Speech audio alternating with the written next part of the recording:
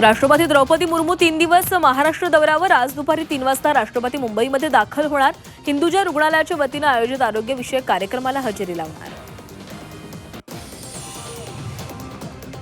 सरकारी तत्वावर सुरू होणार भारत टॅक्सी. दिल्लीमध्ये भारत टॅक्सीच्या सेवेचा केंद्रीय गृहमंत्री अमित शहांच्या उपस्थितीमध्ये शुभारंभ.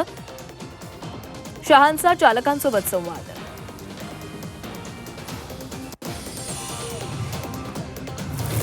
झारखंडच्या रांचीहून दिल्लीला निघालेल्या एअर अँब्युलन्सला भीषण अपघात. दुर्घटनेमध्ये 7 जणांचा मृत्यू.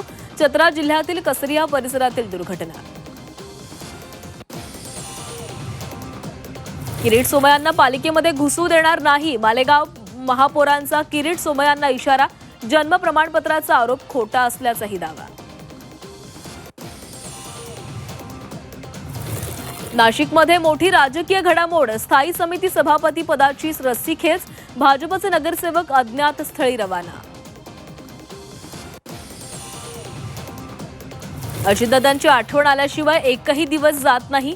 प्रेम करणाऱ्यांना अजितदादांनी अनाथ केलं. शोक प्रस्ताव मांडताना एकनाथ शिंदे भाऊक. अजितदादांच्या आठवणींना शिंदेंकडून उजाळा. अजितदादांची बदनामी करणारेच आज हळहळ व्यक्त करतायत. माजी मुख्यमंत्री उद्धव ठाकरेंचा भाजपवर घणाघात. तर आरोपांचं गाठोडं समुद्रात बुडवा. रोहित पवारांची मुख्यमंत्र्यांना विनंती. दादा गेल्यानंतर 2 दिवस झोपलो नाही. अजित पवारांच्या आठवणीनं मुश्रीफांना अश्रू अनावर.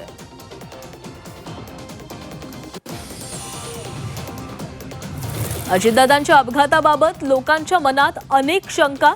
अपघात झालाय हे मानायला कुणीच तयार नाही. घातपात झालाय असंच वाटतंय. भास्कर जाधवांकडून शंका उपस्थित. पंकजा मुंडेंचा पीए अनंत गर्जेला जामीन मंजूर. पत्नी गौरी गर्जेला आत्महत्येस प्रवृत्त केल्याच्या आरोपाखाली झाली होती अटक. सत्र न्यायालयाकडून जामीन.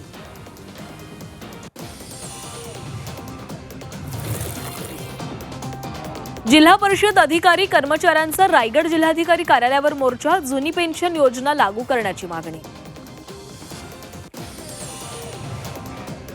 मार्क्सवादी कम्युनिस्ट पक्ष आणि किसान सभेची पुन्हा एकदा लॉंग मार्चची हाक. प्रलंबित मागण्यांसाठी शेतकऱ्यांचं लाल वादळ. आज अहिल्यानगरला धडकणार. राजूर ते अहिल्यानगर असा शेतकऱ्यांचा लॉंग मार्च.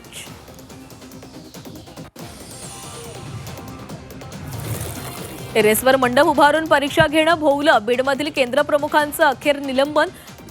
शिक्षण विभागाची मोठी कारवाई. माजलगावात 2 बहिणींच्या अपहरणाचा प्रयत्न. लहान बहिणीच्या धाडसामुळे अनर्थ टळला. पोलिसांनी 4घांना घेतलं ताब्यात.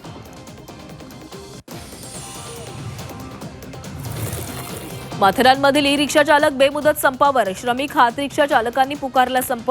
पर्यटक विद्यार्थ्यांना संपाचा फटका बसणार.